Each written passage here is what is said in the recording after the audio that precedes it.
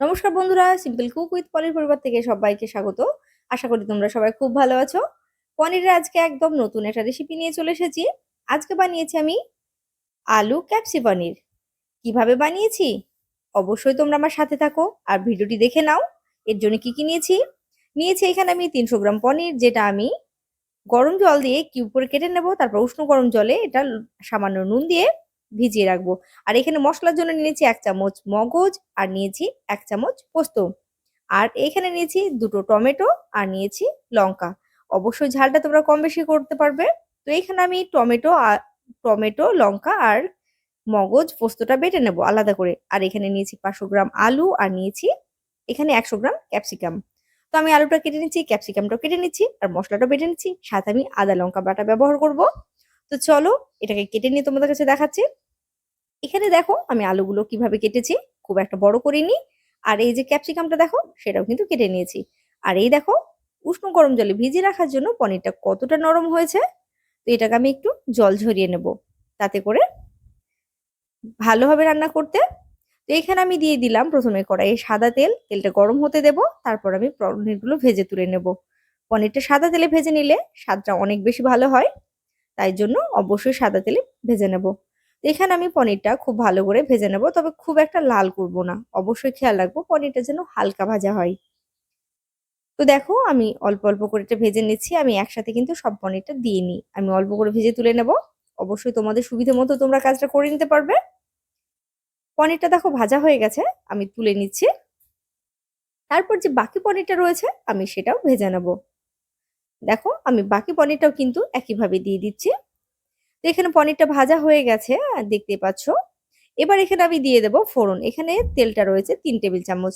তোমরা চাইলে তেলটা তুলে রেখে সর্ষে তেল ব্যবহার করতে পারো। তো এখানে শুকনো লঙ্কা আর তেজপাতা দিয়ে দিলাম, আর দিয়ে দেবো এখানে গোটা জিরে, আর দিয়ে দিচ্ছি একটা দারুচিনির টুকরো আর একটা এলাচ। এবার আমি দিয়ে দিচ্ছি কেটে রাখা আলুগুলো। আলুগুলো আমি বেশ ভালো করে ভেজে নেব।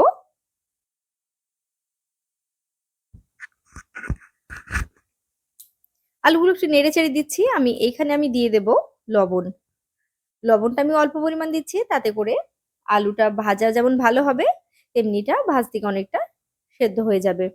তো এখানে নেড়ে চেড়ে আমি ঢাকনা দিয়ে আলুটা ভেজে নেব, তাতে আমার সময়টাও বাঁচবে আর আলুটাও ভালোভাবে ভাজা হয়ে যাবে। তো এখানে দেখতে পাচ্ছ আলুটা আমি এইভাবে ভেজে নিচ্ছি, একটু ভালো করে ভেজে নেব। এখানে দেখো আলুটা আমার ভাজা হয়ে গেছে, দেখে নিশ্চয়ই বুঝতে পারছো। তো আমি এবার এখানে দিয়ে দিচ্ছি হলুদ গুঁড়ো। অল্প পরিমাণ হলুদ গুঁড়ো দেবো, খুব বেশি দেওয়ার দরকার নেই। আর দিয়ে দিচ্ছি 1/2 চামচ চিনি। চিনিটা স্বাদটা ব্যালেন্স করবে বলে। আর আমি এবার একটুখানি এটাকে নেড়ে দেব। দেখতে পাচ্ছ কালারটা খুব ভালো এসেছে। আমি এবার এখানে দিয়ে দেব 1 চামচ আদা লঙ্কা বাটা। এবার এটাকে একটুখানি কষিয়ে নেব। যদি কারো মনে হয় যে তলে এটা ধরে যাচ্ছে, তাহলে এখানে একটু জল ব্যবহার করতে পারো। তো যাই হোক, এখানে মশলা একটু কষে নিলাম। তারপর আমি দিয়ে দিলাম জিরে গুঁড়ো। 1 চামচ জিরে গুঁড়ো দিয়েছি। এবার এটাকে আরেকবার নেড়ে চেড়ে দেবো। 1 মিনিট মতো নেড়ে নেব।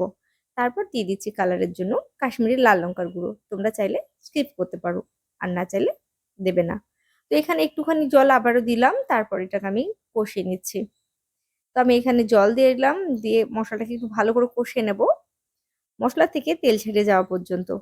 তো দেখো, দেখে নিশ্চয়ই বুঝতে পারছো মশলাটা তেল ছেড়ে দিয়েছে। তো এইবার আমি এখানে দিয়ে দেব বেটে রাখা মগজ পোস্ত আর টমেটো। তো এখানে দিয়ে দিচ্ছি, আর বাটি ধুয়ে আমি একটুখানি জল দেব। তারপর মশলাটাকে খুব ভালো করে কষিয়ে নেব। টমেটোর যে একটা কাঁচা গন্ধ, সেটা থাকা পর্যন্ত কষিয়ে নেব। আর মশলা থেকে যতক্ষণ না তেল ছেড়ে যাচ্ছে, আমি ঠিক ততটা কষিয়ে নেব। তো তোমরা যখন রান্না করবে নিশ্চয়ই বুঝতে পারবে যে কতটুকু কষিয়ে নিতে হবে। তোমরা নিশ্চয়ই দেখো, দেখে বুঝতে পারবে। তো আমি এখানে ঢাকনা ব্যবহার করব, তাতে করে রান্নাটা আমার যেমন পারফেক্ট স্বাদ আসবে, তেমনি খেতেও ভালো হবে। তো এখানে দেখতে পাচ্ছ মশলাটা অনেকখানি কষানো হয়ে গেছে। আমি এই পর্যায়ে দিয়ে দিচ্ছি কেটে রাখা ক্যাপসিকাম। তারপরেও আমি একটুখানি নেড়ে দিচ্ছি। আমি কিন্তু সম্পূর্ণ মশলাটা আমার এখনো কষানো হয়নি, কিছুক্ষণ কষিয়ে নিয়েছি।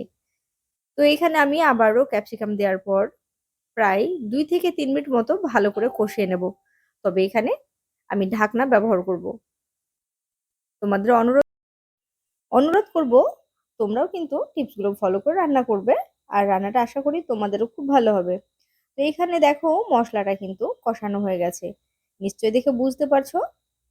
তো এবার আমি এখানে দিয়ে দেব গরম জল। রান্নাতে কিন্তু অবশ্যই গরম জল ব্যবহার করতে হবে, ঠান্ডা জল দিলে পারফেক্ট স্বাদ পাবে না। তো এখানে আমি জলটা দিয়ে দিচ্ছি, পনিরটা যেহেতু দিতে হবে সেই হিসেব করে জলটা দিয়ে দিলাম। এবার এটাকে একটু ফুটতে দেব। তবে এইখানে যেহেতু আমি সম্পূর্ণ লবণটা আগে ব্যবহার করিনি, তাই জন্য আমি এখানে দিয়ে দেব বাকি লবণটা। তারপর এবার ঝোলটা খুব ভালোভাবে ফুটে গেছে, দিয়ে দিচ্ছি ভেজে রাখা পনিরগুলো। গ্যাসের ফ্লেমটা কিন্তু আমি কমিয়ে দিয়েছি। পনিরটা দেওয়া হয়ে গেলে আমি 3 মিনিটের জন্য ঢাকা দিয়ে রান্না করে নেব।